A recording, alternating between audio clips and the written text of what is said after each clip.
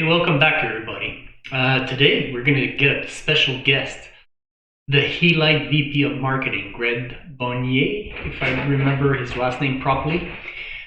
I'm going to be asking him a few questions to know about their products and everything like that. So stick with me. In a few minutes, we'll have him on board and we'll walk him through a few series of questions just to find out his headings, what he's aiming at now, his new product for Helight sleep lamps now for kids. I want him to talk about and explain that a little bit more for us.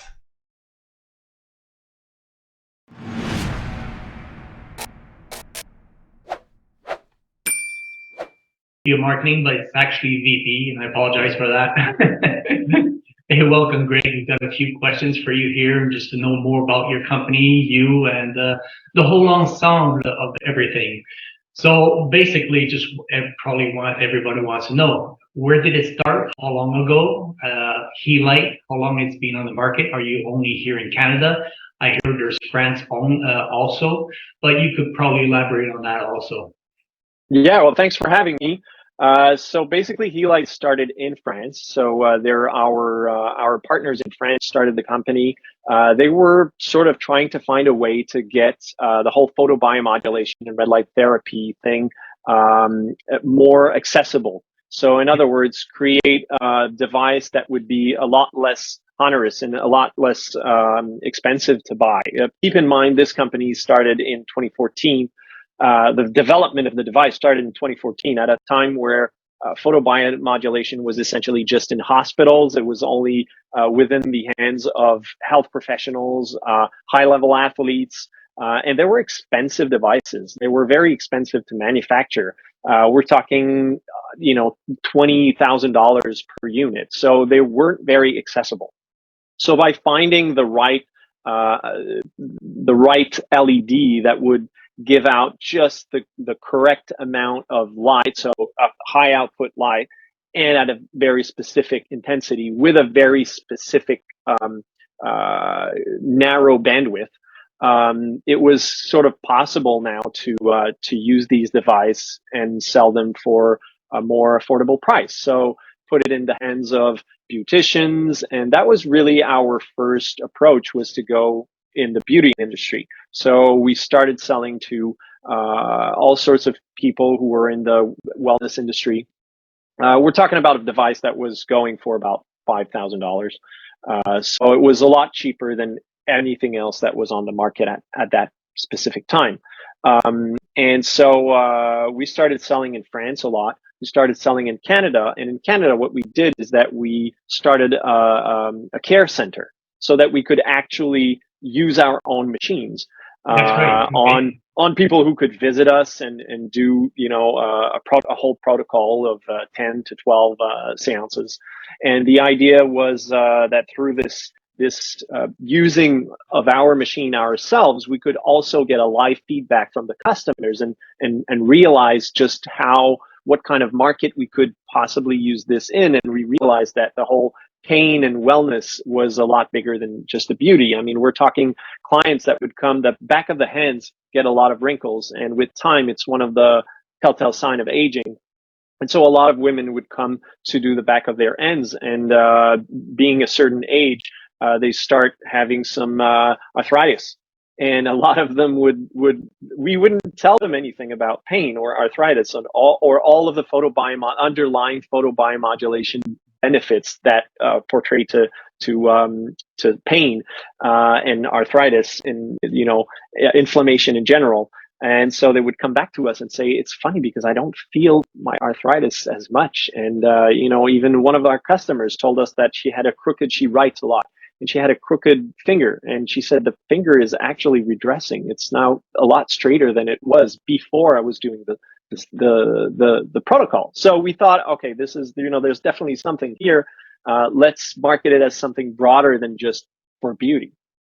And so that's how it started. Just to stop you there for a second, you're way ahead of all of my questions I want to ask. Okay, I'm sorry. But we are talking, when you're doing these treatments to patients, we are talking only about red light. We're not talking about infrared, right? Just the red light? So one of the first thing that we thought was, okay, the studies that are now out, there's two ways of looking at it.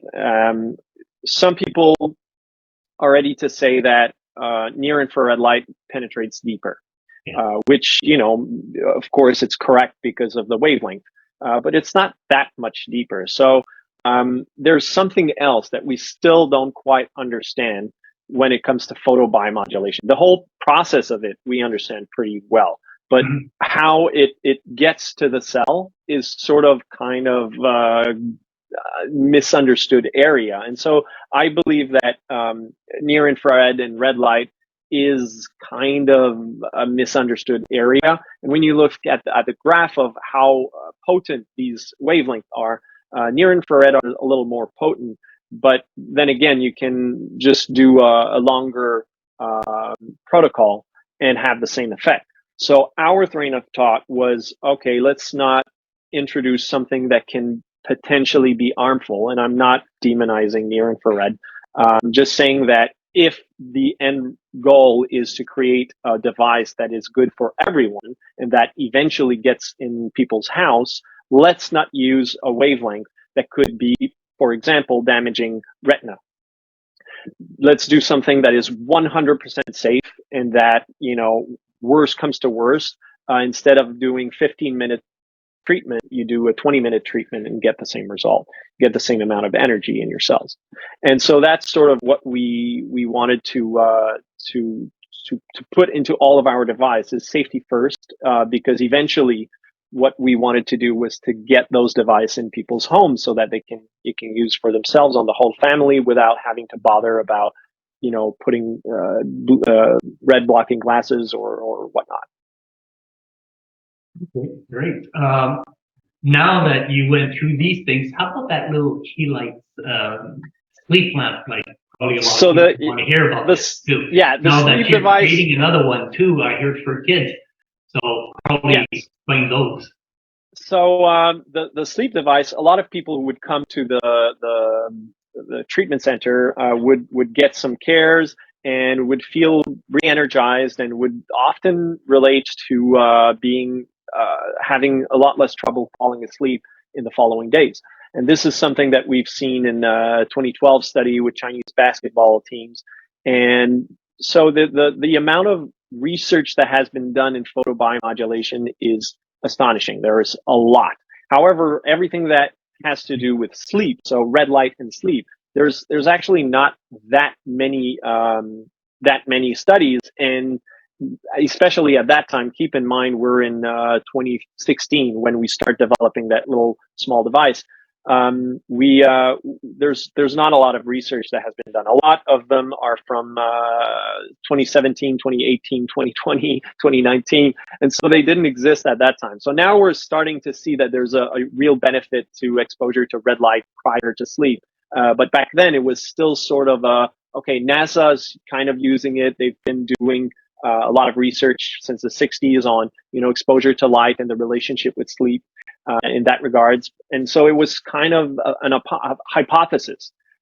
So we decided to put all of our energy on the photobiomodulation device and the red light therapy rather than the sleep device, because at that point it was still sort of a hypothesis. But then studies started to get out, and then we looked at the device that was on the shelf and we thought, okay, we have a prototype, let's actually test it. And so we decided in 2019 to start a large scale test through a friend of ours who would be a third party managing this. It's not a study, it's more of a research for us to make sure that the device actually had an effect. And so with the help of a sleep disorder expert, we sort of called Dr. Claude Gronfier, which is at the INSERM in Lyon. We were able to really find the parameters that would make the device as potent as possible to induce sleep. But once again, these are all, sort of hypotheses through what we read here and there. And so we started testing the device to realize that 85% of the people would actually find it useful to use to help them sleep. That's through random people. So some of them had no problem sleeping.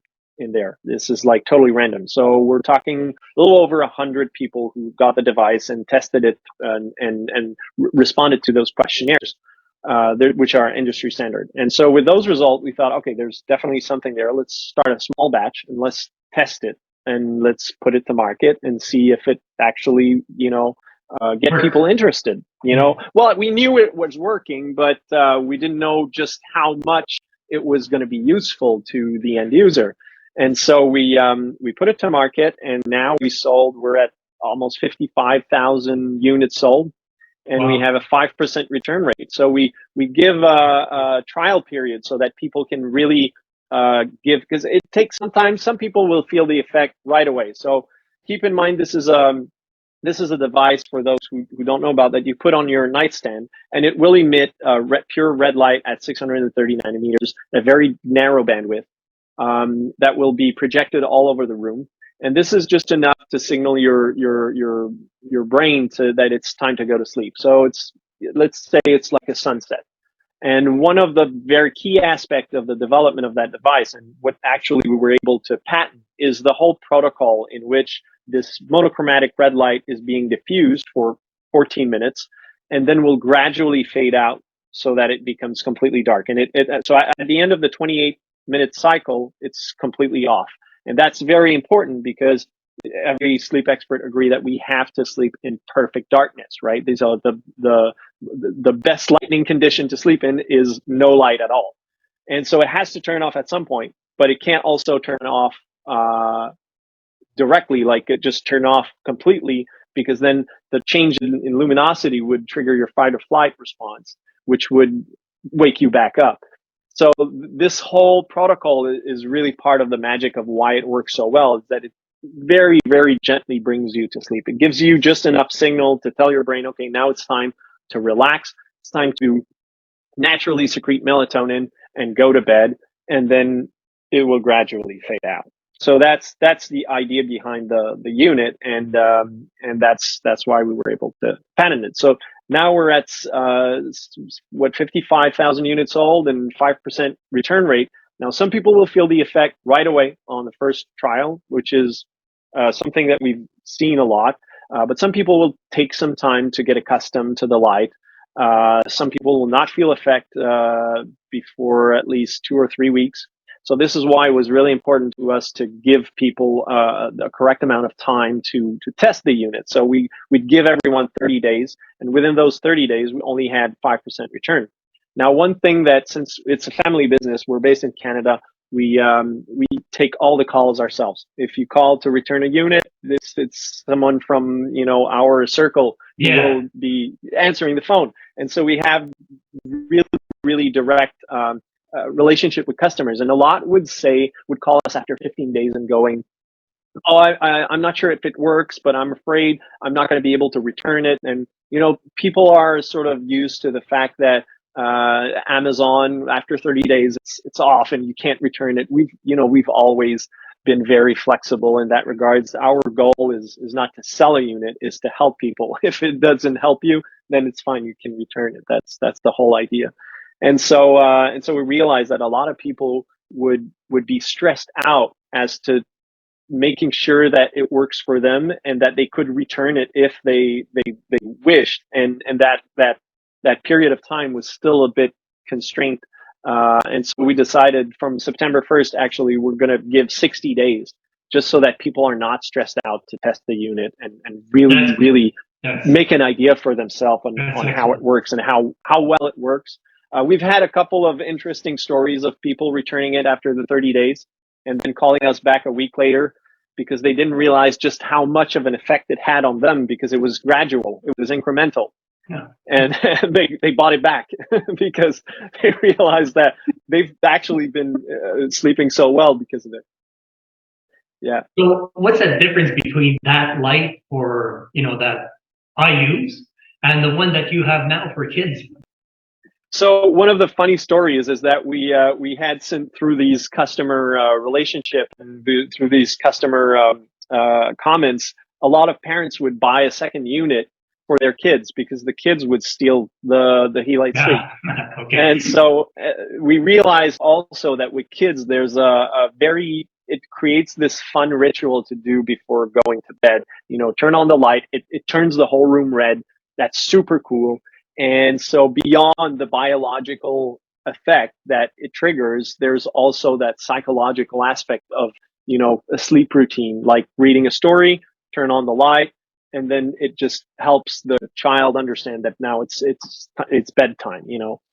We also had some amazing stories of people who would buy the units, try it on their. There's a 4-year-old child that wouldn't sleep. He wouldn't go through the night. The first day that he tried the device, he made it through the night, and he cannot sleep without the device. So it's one of those things that got us to think, okay, how can we make this a more friendly device? So in terms of technology, it's the exact same thing. There's no different whatsoever. If you use one or the other, it's the same thing. But we wanted to make something that's a little more fun, that's not as heavy. The problem with the Helight Sleep is that we made it very heavy, so that if you can't knock it out of your nightstand. Say that you have a glass of water, we don't want it to be damaged, so we made it very, very sturdy. The kids version, if that is to be dropped on a foot, it can hurt the child. So there are little details that we kept in mind to make sure that it's more child friendly. And then there's the paint. So one of the very important thing about the making children-oriented devices is that there's no paint. So if they put it in their mouth, it's not toxic. In this case, the pigment is embedded in the plastic, just like any kid's toys would. Okay, good thinking. Good thinking. Trying to think of other questions, but you covered it pretty much. So yes, I guess from here is, what's in the future for Helight? What do you guys have in mind? Yeah, we as I mentioned, the development was made in France back in 2015, 2016 in the case of the Helight Sleep, and then finished 2019 in Canada. So we are a huge part of the marketing of this whole endeavor. So it really became a Canadian company, and the actual design of the Helight Sleep and the upcoming Helight Care, which is the home version of our Pro photobiomodulation device, has been designed in Canada, in Laval. So we're a Canadian company. Now that we've proven ourselves within Canada, the next step is to tackle the United States. So we just launched our US website. We're starting to slowly getting into market in the United States, which is not easy. It takes a lot of effort and money. To be honest, it's you have to be strong and keep up with all the competition that's over there and whatnot. So that's the future of Helight as a company. And then in terms of products, we are working on the sleep mask, also with the Redlight integrated, the same protocol, but within a sleep mask, and the upcoming Helight Care, which should be out very, very soon.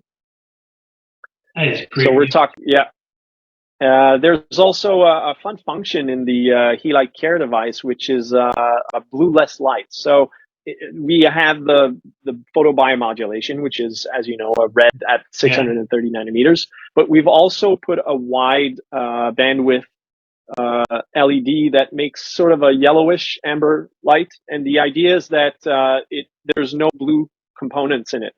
So it's great for if you need ambient lighting at night. In order not to be exposed to blue light or compensate. That's something that we've been told would be very interesting, is the use of this blueless light in conjunction with, say, gamers who are in front of a computer even at night. It's the same principle as how surgeon, all of their gowns and everything in the room is usually blue or green. That's to compensate for the intense red that they're looking at in an open wound, right? I never thought of that. Yeah. Yeah, that's one of the reasoning behind the blue or the green gowns, is because they want to stimulate all of their cones equally, not just the red ones, because then you get fatigued. Well, it's the same with gamers with computer screens.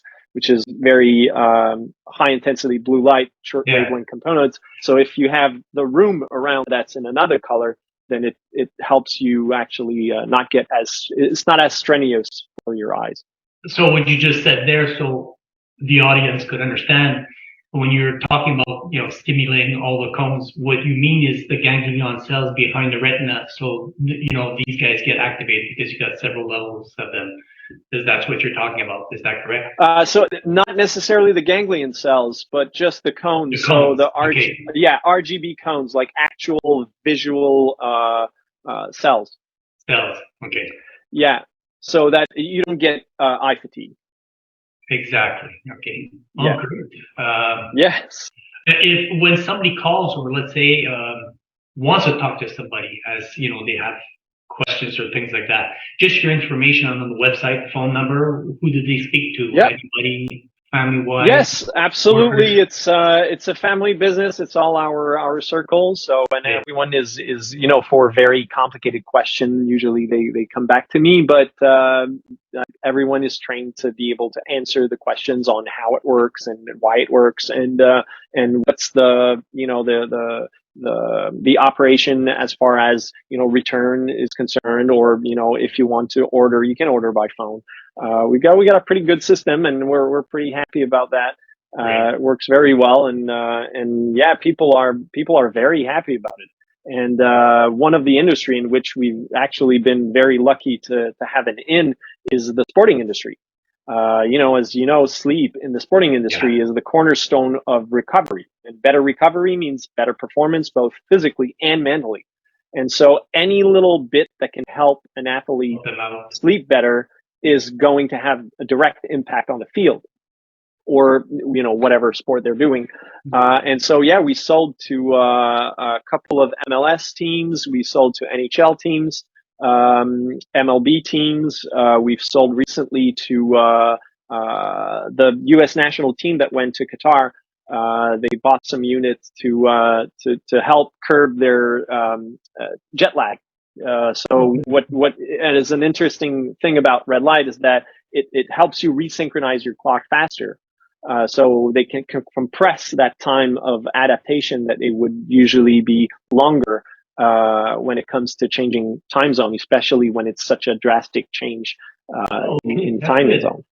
Yeah, and recently the FIFA Female World Cup, Nike sponsored 600 units for every participant in the FIFA Women World Cup. So they all had the benefit of sleeping with a Helight sleep device, and I'm waiting for the feedback from them. But it's really nice to hear that people are really getting into that technology, and that it's one of those little things that can make a huge difference.